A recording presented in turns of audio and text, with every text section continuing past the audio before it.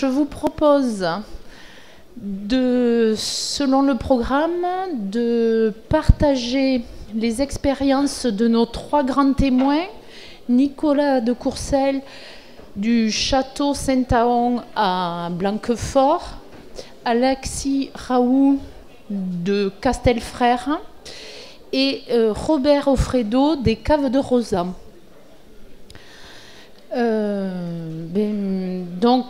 L'objectif, c'est de voir comment nos 3 participants répondent aux attentes des consommateurs et sont à l'écoute des consommateurs.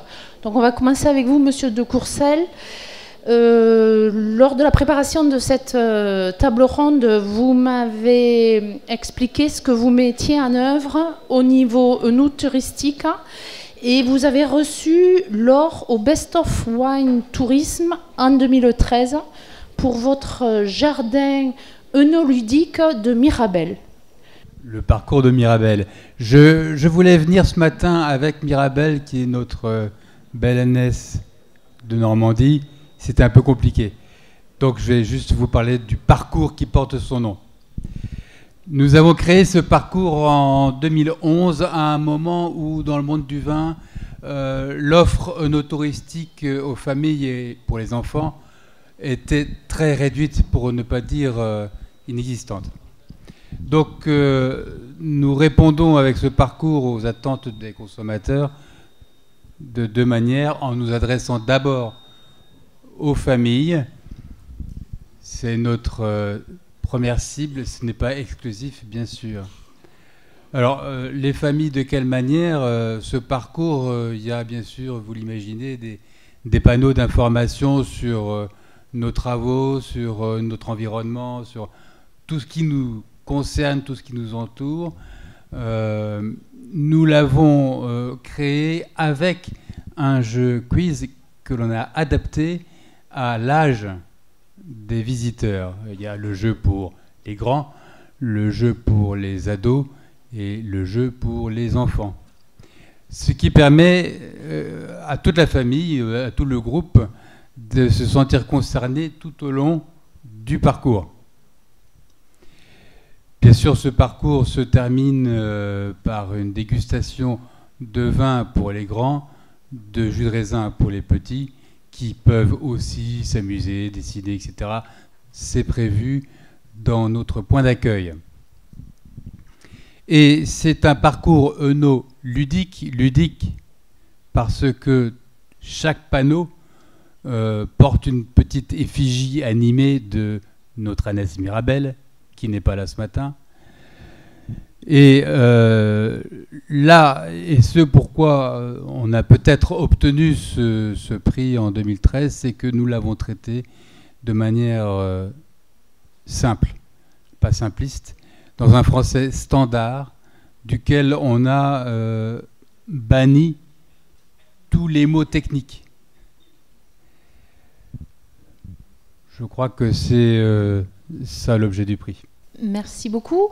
Monsieur Offredo, vous aussi, vous avez imaginé des parcours touristiques, mais pour aborder un autre point peut-être, vous proposez une démarche particulière aux adhérents de votre cave coopérative pour offrir à vos clients une gamme de produits de plus en plus raisonnés et appliqués à leurs attentes. Est-ce que vous pourriez nous décrire ce que vous avez mis en place ? Alors il est évident que nous avons, comme tous les acteurs de la filière, depuis un grand moment, tenu compte des attentes des consommateurs à travers nos acteurs de terrain.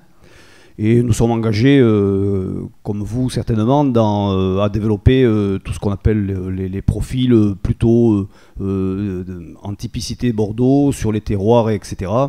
Donc avec notre savoir-faire viticole et notre savoir-faire œnologique. Bon, et puis il faut se rendre compte que depuis à peu près 10-15 ans, les consommateurs sont de plus en plus avertis, de plus en plus exigeants. Ils sont nouveaux, les jeunes s'intéressent au vin et c'est tant mieux. Les femmes, voilà, il y a des gens qui viennent d'horizons lointains avec des cultures du goût différentes. Et ils veulent des Bordeaux, alors je parle pour nous, parce qu'on est dans le cœur du Bordeaux, l'appellation simple générique Bordeaux, et ils veulent à la fois tout ça, et puis que ça soit à la fois abordable, facile à boire, un peu plus vers le fruité, moins vers le... un peu plus, ou avec du charnu, ou moins avec du charnu, voilà, bon, il y a beaucoup de choses à développer. Donc on a développé une stratégie, voire même un marketing très précis, sur des profils ciblés, pour cette satisfaction, pour satisfaire le client. Donc on est à l'écoute des tendances, de l'innovation, et en même temps on ne peut pas trop se sortir de ce profil, je pense que vous allez en parler tout à l'heure, de cette typicité Bordeaux, et puis de nos cépages particuliers qu'il faut défendre. Donc on a développé quand même des profils un peu plus précis parce qu'on avait une demande très précise sur le Sauvignon, sur des notes pyrasiques ou des notes thiolées, et puis sur le Merlot avec des notes plus vers le fruit, mais vers le fruit frais pour nous, je parlais, voilà. Et donc en même temps il ne fallait pas oublier toute notre stratégie à côté, les premiums, nos prestiges, nos demandes de clients particuliers, etc. Et donc nous avons de suite été confrontés à notre grandeur, c'est-à-dire qu'on a 3700 hectares et 350 viticulteurs, avec des techniques culturelles très différentes, donc en plein entre-deux-mers, donc ça veut dire avec une diversité de sols très grande, et une organisation à mettre en place aussi, parce qu'on a 3 sites de réception. Et donc ça veut dire que c'est des efforts considérables pour traduire ces attentes consommateurs vers le viticulteur, les rendre lisibles, les fédérer, et donc trouver des techniques culturelles qui puissent influer sur l'obtention de certains profils. Et tout cela avec la vigne qui est une plante pérenne, difficile de faire annuellement, quoi. Voilà. Donc on a essayé d'adapter notre outil de production, et on s'est orienté, pour cela on s'est fait aider par 2 outils principaux, le Wineskin de Foss, donc, qui fait des analyses infrarouges et qui nous donne à peu près 10 éléments déterminants sur les apports mais aussi sur la maturité. Et puis on utilise le diostème depuis maintenant 8 ans, de la société Vivelis, qui nous donne la teinte et les volumes des baies, et donc l'évolution de ces volumes nous donne un chargement en sucre, on le croise avec d'autres analyses, l'arrêt de chargement, et nous donne une date idéale de maturité aromatique notamment. Voilà. Donc on a développé tout un travail autour de cette maturité aromatique. Voilà. Alors l'enjeu majeur, ça a été de retranscrire tout cela vers le viticulteur. C'était le plus compliqué, parce que tout cela c'est des paroles, mais après il faut des actes sur le terrain.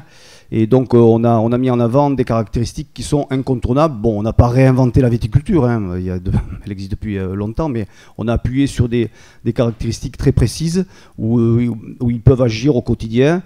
Mais sachant qu'en plus le contexte millésime, le contexte météorologique, les conditions de la vigne pérenne, comme on a dit, étaient difficiles. Donc chaque campagne, on leur donne les profils attendus pour chaque unité culturelle, et on leur refait un retour personnalisé sur ce que l'on a reçu par rapport à ce qui était attendu, et on travaille avec eux. C'est une porte ouverte à la discussion, voilà. Donc c'est un outil de communication interne qui vous permet de répondre aux demandes du marché avec des profils de vin très typés. Exactement, voilà. Monsieur Raoult, vous, chez Castel, vous avez ciblé des marchés émergents, les produits un peu plus sains. Comment vous organisez la production de ces vins? Est-ce qu'il y a des éléments qui font que c'est compliqué d'élaborer des vins plus sains, et quel type de vin plus sain vous élaborez? Alors tout d'abord, ce qui est sûr, c'est qu'il y a une véritable tendance, puisque ça fait maintenant nous plus d'une dizaine d'années qu'on a initié des démarches. Alors je vais parler en généralité de démarches éco-responsables, parce que dans un premier temps, même pour des professionnels comme nous, il a fallu se retrouver un petit peu au milieu de la jungle des référentiels, des labels et de tout ce qui peut exister à l'échelle nationale et internationale, puisque nous travaillons aussi à l'international et pas seulement sur le marché national. Donc déjà, dans un premier temps, il faut appréhender tout ça. Alors on imagine bien que pour le consommateur, c'est très très compliqué aussi quand on parle de vin plus sain, plus durable, plus éthique. Voilà. Donc c'est des choses très particulières déjà à appréhender. Donc dans un premier temps, il y avait un véritable travail de fond chez nous et un véritable travail structurant qui nous a permis donc de faire des choix stratégiques. Donc c'est vrai que nous avons 2 métiers principaux. Un premier qui est propriétaire récoltant, donc où nous sommes propriétaires d'à peu près 1000 hectares de foncier viticole. Et ensuite on a une activité de négoce qui est véritablement plutôt le navire amiral, on va dire, où là on embouteille des vins. Donc à la fois des marques ou des marques de distributeurs. Donc en effet, dans cette, comme je vous l'ai dit, dans cette jungle, il a fallu essayer un petit peu de s'y retrouver. Et une des premières difficultés, donc dans un premier temps, était de faire le bon choix des référentiels. Donc pour ce faire, on les a testés quasiment tous. Et c'est vrai que nous, notre cœur est plutôt parti sur l'agriculture raisonnée et Terra Vitis, ce qui ne nous empêche pas à côté de travailler sur l'agriculture biologique, sur des vins véganes, sur des vins sans sulfite, ou encore sur de la biodynamie. Donc les principaux freins et les principaux problèmes sont dans un premier temps l'approvisionnement, parce qu'il est très difficile aujourd'hui d'avoir suffisamment d'approvisionnement de ces vins-là pour répondre à la demande des clients. Et la deuxième difficulté, il est de communiquer auprès du consommateur final, parce que c'est vrai que nous travaillons beaucoup avec des distributeurs. Nous n'avons pas à part à l'aide de notre chaîne de magasins Nicolas, donc une chaîne de cavistes, où là on est en contact direct avec le consommateur. Nous, on travaille directement avec des distributeurs, donc il fallait trouver les bons messages et les bons mots pour que le consommateur puisse s'y retrouver et surtout comprendre le message qu'on souhaite lui faire passer. Et ce marché progresse sur ces produits-là? Alors c'est évident, hein, on le voit, le vin suit le reste de la locomotive. On le voit bien de toute façon dans l'ensemble des produits de consommation que ces marchés-là sont au-delà d'être tendance, hein, c'est un vrai phénomène de fond. Le vin suit, c'est certain. Encore une fois, il faut trouver les bons messages et savoir bien expliquer. Ce qui est sûr, c'est qu'aujourd'hui, le consommateur, il veut un produit plus sain. Et l'ensemble des référentiels et labels éco-responsables qui existent aujourd'hui dans la viticulture et qui sont certifiés permettent de répondre à ces éléments-là. Ensuite, ce sont des choix de stratégie d'entreprise, soit en fonction de ce que pense une direction générale et veut orienter sa stratégie, soit tout simplement en fonction des marchés sur lesquels on est présent. Je vais demander à Monsieur de Courcelles de rebondir un peu sur ces produits-là et ces démarches volontaires de produits plus sains. Vous analysez vos vins, vous vérifiez les teneurs en pesticides. Pourquoi? D'abord pour nous, pour savoir où nous en sommes, quel effet ont les produits que nous utilisons, lesquels tracent et lesquels tracent moins par rapport à une date de pause.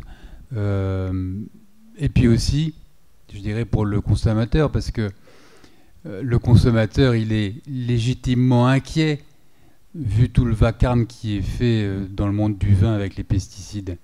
Donc on est censé pouvoir lui répondre de ce que l'on a fait. C'est un respect. Bien. Un dernier point de vue peut-être sur d'autres démarches éco-responsables, notamment vis-à-vis des emballages. Les caves de Rosan, vous avez revu vos packaging en 2 phrases. Est-ce que vous pourriez nous expliquer ce que vous avez fait? Alors effectivement, au sein de notre entreprise, on a une petite cellule d'innovation et, et de marketing. Effectivement, on aborde souvent les problématiques de nos emballages, mais l'éco-citoyenneté en général et l'éco-conception. Alors en deux phrases, effectivement, on a fait beaucoup de progrès sur d'abord nos bouteilles, où on emploie 85% de nos bouteilles sont allégées maintenant. Donc on sait que le verre c'est un objet qui apporte beaucoup, en fait, qui est très productif de gaz à effet de serre. Donc, et puis nous convertissons progressivement toutes nos étiquettes vers des papiers avec beaucoup plus de fibres recyclables. Les bouchons en liège, on fait également, on essaye de les faire venir. Il y a 90% de nos bouchons qui viennent de forêts durablement gérées ou biosourcées. Et on a dernièrement, donc on a sorti en adéquation avec un fournisseur girondin, 100% girondin, des papiers, des cartons 100% recyclables, certifiés FSC. Voilà, donc c'est avec Saïka Park, le PAC, on a fait ça au sein d'une structure que l'on met en place, qui sont des visites, non pas audit avec le client, mais une visite avec une écoute avec nos fournisseurs, et où ils nous apportent des solutions, où on est voilà. Et donc ça a été une grande nouveauté chez nous. Voilà. Donc on utilise moins d'encre. Alors c'est vrai que on n'utilise plus le blanchissement du carton. Le carton est maintenant de couleur écrue. Alors ça saute moins aux yeux, mais on fait plaisir aussi à la nature, et on optimise aussi les quantités d'encre dessus. On a baissé de 60% les encres dessus, et l'épaisseur du carton. Voilà. Peut-être à tous les trois, est-ce que toutes ces solutions que vous développez pour répondre mieux aux consommateurs, à ces attentes, permettent à défaut de faire progresser l'ensemble de vos ventes, les maintenir dans un contexte où les marchés au niveau de la Chine ou des États-Unis sont un peu difficiles? Ce qui est certain, c'est que si vous ne pouvez pas augmenter votre chiffre d'affaires ou augmenter vos ventes, le seul moyen de continuer à être profitable, c'est en tout cas de ne pas augmenter vos coûts de production. Ce qui est sûr, c'est que toutes ces innovations, c'est vrai que nous aussi, on travaille beaucoup sur les sujets d'éco-conception, parce qu'on se rend finalement, l'idée c'est un petit peu de raisonner et de réfléchir, parce que ça fait 10, 15, 20 ans qu'on fonctionnait de la même façon. Et nous, par exemple, qui travaillons avec des distributeurs, on peut se poser la question, en effet, de faire des très beaux cartons. Nos services marketing s'éclatent, font des super beaux cartons avec beaucoup de couleurs, etc. Bon, tout ça, ça a forcément un impact. Si c'est pour que le distributeur prenne ce carton, sorte les bouteilles, les mette en rayon et que ces cartons partent à la poubelle, où est l'intérêt? Donc c'est vrai que tous ces sujets-là, on n'en parlait pas il y a un certain nombre d'années, même il y a encore peu de temps. Aujourd'hui, c'est devenu des prérequis et des basiques. Donc ce qui est sûr, c'est que l'ensemble de ces efforts-là permettront à pérenniser nos entreprises et à faire qu'elles continuent d'être rentables. Parce que de toute façon, si une entreprise n'est pas rentable, elle meurt, et à ce moment-là, ça impacte un des piliers du développement durable aussi. Donc, Alors moi, viticulteur, j'ai un petit peu de mal à parler de rentabilité de l'entreprise en ce moment. Ce que je peux vous dire, c'est que le no-tourisme, oui, nous permet de survivre.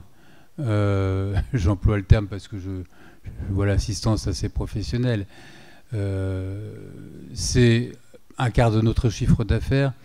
On a 4 employés pour Vignes et Vins, on a 1 employé et demi pour le no-tourisme. C'est vous dire l'importance que ça a pris chez nous. Voilà. Voilà. Alors, je vous propose, on a traité les questions que l'assistante nous avait posées via Slido au cours des échanges. Je vous remercie beaucoup d'avoir partagé votre expérience ici aujourd'hui.